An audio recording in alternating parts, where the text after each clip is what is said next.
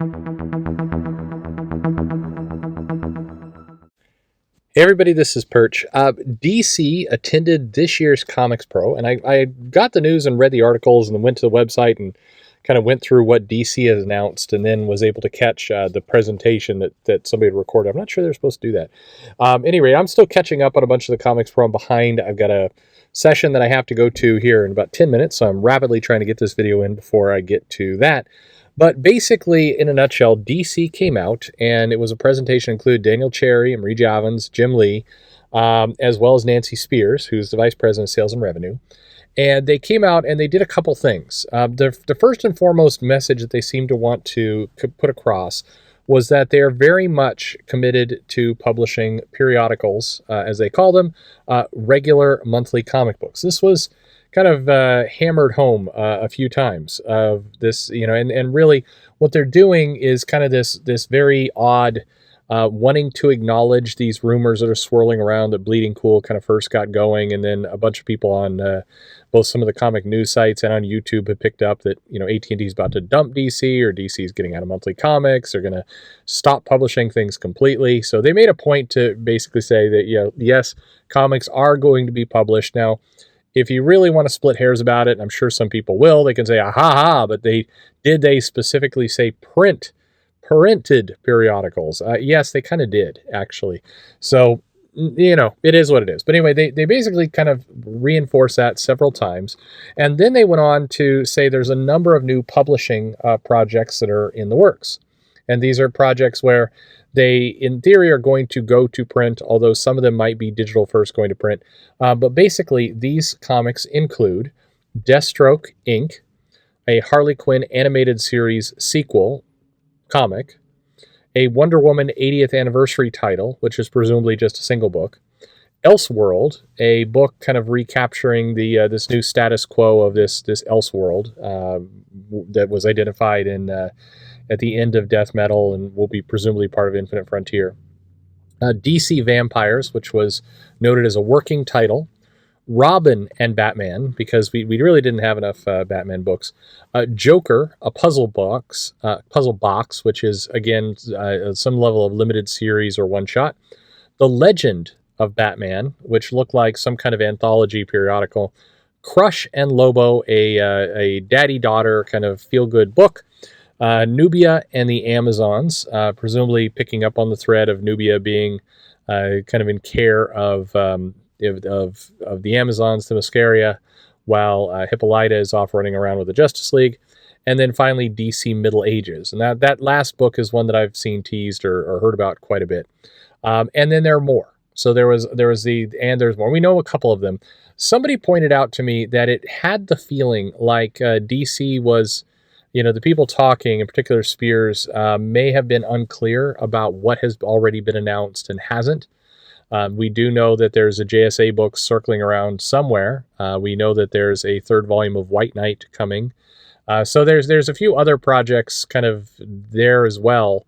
But it had the feeling of like maybe these were books that are brand new to a lot of people. A lot of these books, other than DC Middle Ages, and I heard they were working on the Elseworld and the Deathstroke book. But and I think the Wonder Woman 80th anniversary title was a foregone conclusion that would be coming. But generally, these are largely new announcements. Now, the other bit that was announced is that DC will absolutely be participating in Free Comic Book Day on May 1st, 2021, but didn't reveal what they were going to do for it. There is also at least some mention, although I'm not sure if this was formally part of the presentation or just part of what some people heard on the side, was that they're going to continue with the Batman Day and those kinds of special events, and hopefully expand them a little bit to include more of the core characters like Superman and others. Again, it's Jim Lee, of course, basically then doubled down again and committed to publishing comic books, meaning printing them, committed to the direct market, say they were absolutely going to stick with it, that it is not going anywhere, and that, it's these funny statements where I wish at this point, given how much has been said and how much, rumors and other crap there is out there, he should come out and be more specific and just say, hey, I know some people are questioning our commitment to the direct market. That is untrue. We are committed to it. We're not going anywhere. Those comments are false. Instead, there's just in listening to the comments, there's this half step of we are very committed to the direct market. That's a great statement, but it would have more punch, and I think do more of what you want if you would say, and the people who are saying otherwise are full of crap. Just say it. Just say it. By not saying it, you're continuing to leave the door open for people to find wiggle room in the comments, and these things continue. Or you don't know that you are committed, and you're leaving this wiggle room up on purpose. But, I mean, why do you care about that? I mean, oh no, we've got to be completely honest in the comic industry. Anyway, I just wish I put it to bed, or don't. That's my frustration here. At any rate, Jim Lee went on to talk about how they had a lot of successes last year, in particular with 3 Jokers, Deceased, Joker Wars, Dark Knight's Death Metal, and that they raised a lot of money, and that's good. Marie Javins decided to give James Tynion a bone by talking about Clown Hunter and Ghostmaker and Punchline, and I guess Mariko Tamaki's Liar Liar.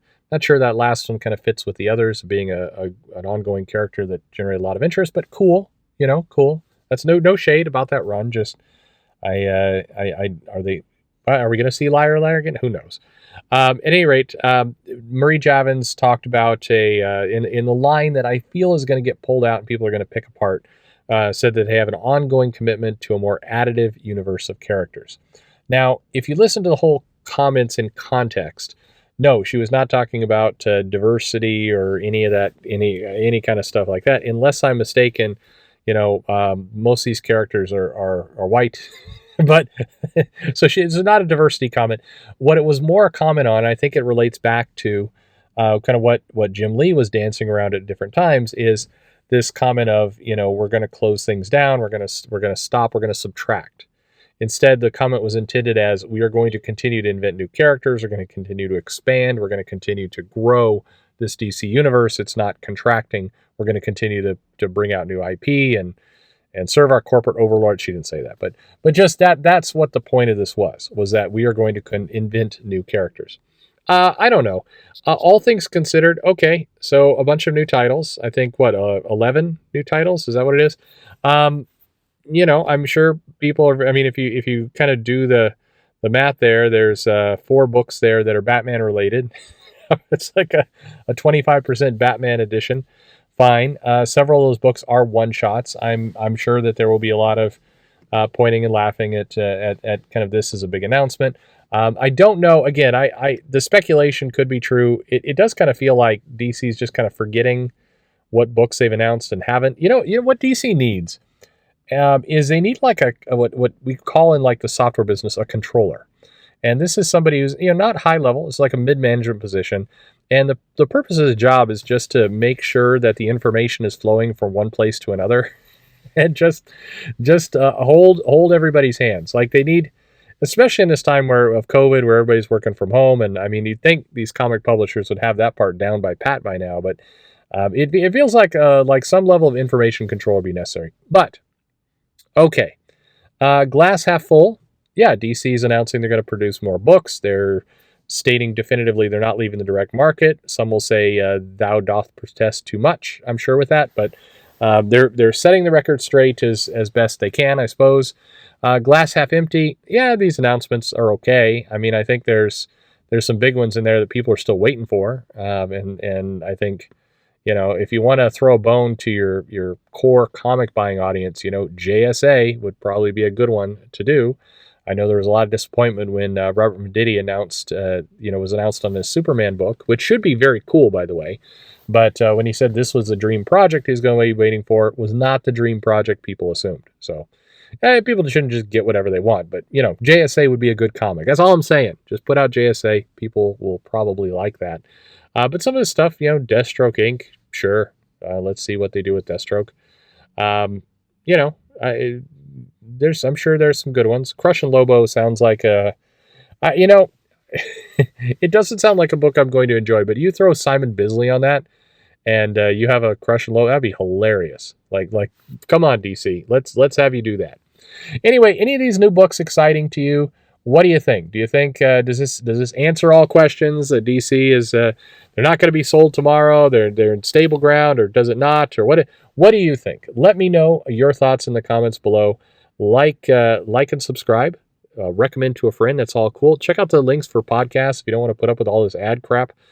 For at least the longer videos. I can't help you for the shorter ones, but at least for the longer ones, give you something else to kind of look at. And most importantly, thanks for listening.